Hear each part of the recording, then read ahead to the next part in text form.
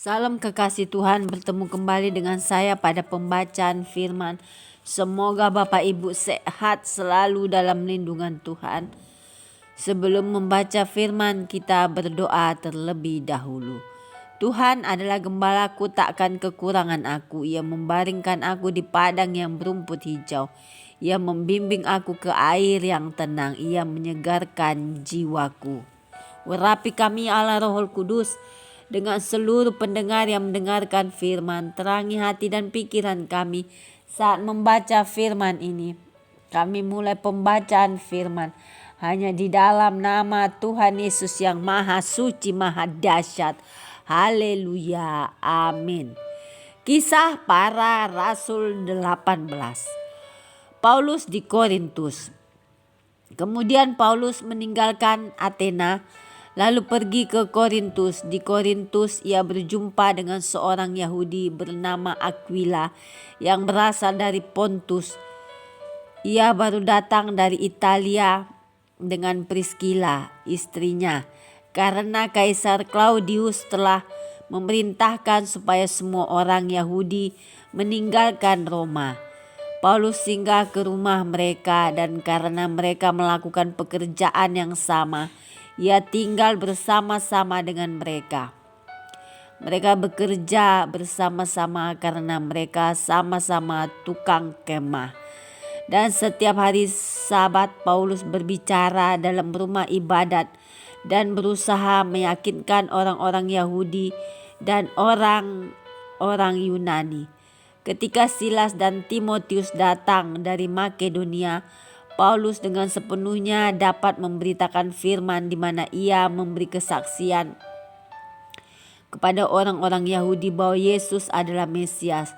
Tetapi ketika orang-orang itu memusuhi dia dan menghujat, ia mengebaskan debu dari pakaiannya dan berkata kepada mereka, "Biarlah darahmu tertumpah di atas kepalamu sendiri, aku bersih tidak bersalah. Mulai dari sekarang aku akan pergi kepada bangsa-bangsa lain."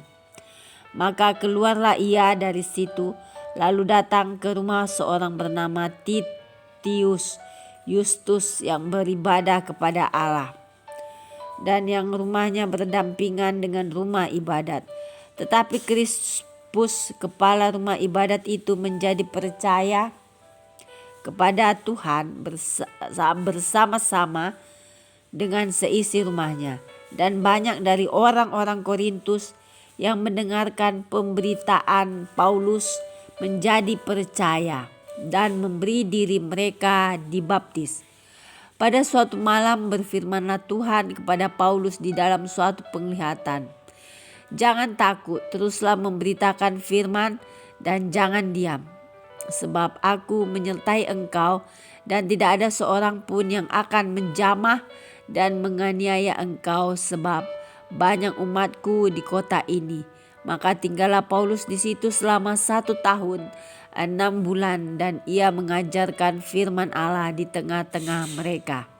Akan tetapi setelah Galio menjadi gubernur di Akaya, bangkitlah orang-orang Yahudi bersama-sama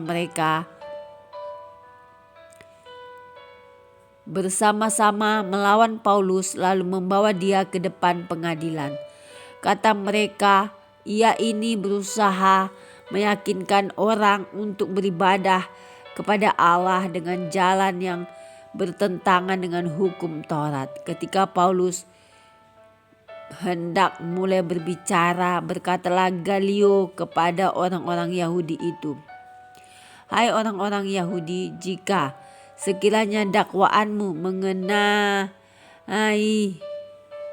mengenai suatu pelanggaran atau kejahatan, sudahlah sepatutnya aku menerima perkaramu.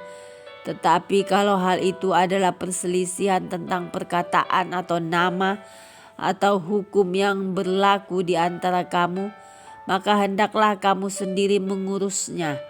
Aku tidak rela menjadi hakim atas perkara yang demikian." Lalu ia mengusir mereka dari ruang pengadilan. Maka orang itu semua menyerbu Sostenes, kepala rumah ibadat, lalu memukulinya di depan pengadilan itu. Tetapi Galio sama sekali tidak menghiraukan hal itu. Paulus kembali ke Antioquia. Paulus tinggal beberapa hari lagi di Korintus. Lalu ia minta diri kepada saudara-saudara di situ dan berlayar ke Syria.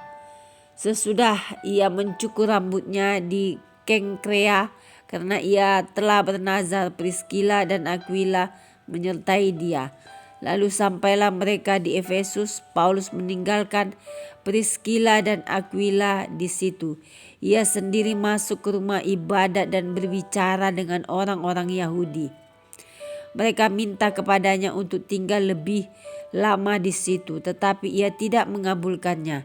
Ia minta diri dan berkata, "Aku akan kembali kepada kamu jika Allah menghendakinya." Lalu bertolaklah ia dari Efesus. Ia sampai di Kaisarea dan setelah naik ke darat dan memberi salam kepada jemaat, ia berangkat ke Antioquia. Setelah beberapa hari lamanya ia tinggal di situ, ia berangkat pula lalu menjelajahi seluruh tanah Galatia dan Frigia untuk meneguhkan hati semua murid. Apolos di Efesus. Sementara itu datanglah ke Efesus seorang Yahudi bernama Apolos yang berasal dari Alexandria. Ia seorang yang fasih berbicara dan sangat mahir dalam soal-soal kitab suci. Ia telah menerima pengajaran dalam jalan Tuhan. Dengan bersemangat ia berbicara dan dengan teliti ia mengajar tentang Yesus. Tetapi ia hanya mengetahui baptisan Yohanes. Ia mulai mengajar dengan berani di rumah ibadat. Tetapi setelah Priscilla dan Aquila mendengarnya, mereka membawa dia ke rumah mereka dan dengan teliti menjelaskan kepadanya jalan Allah.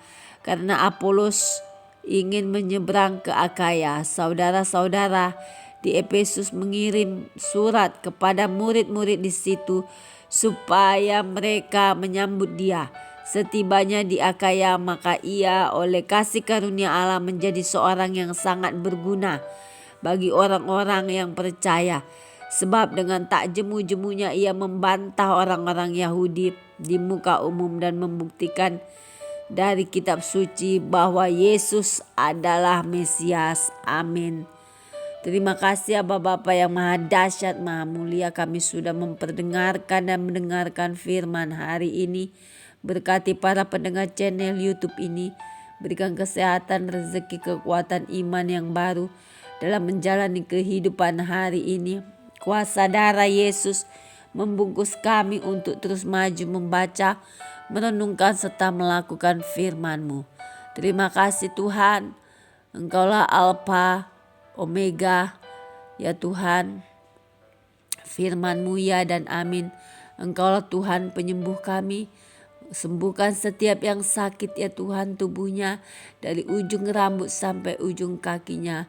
Kuasa bilur-bilur-Mu yang ajaib itu menjamah umat-Mu ya Tuhan dimanapun berada saat ini. Di dalam nama Yesus kami berdoa dan mengucap syukur. Haleluya. Amin.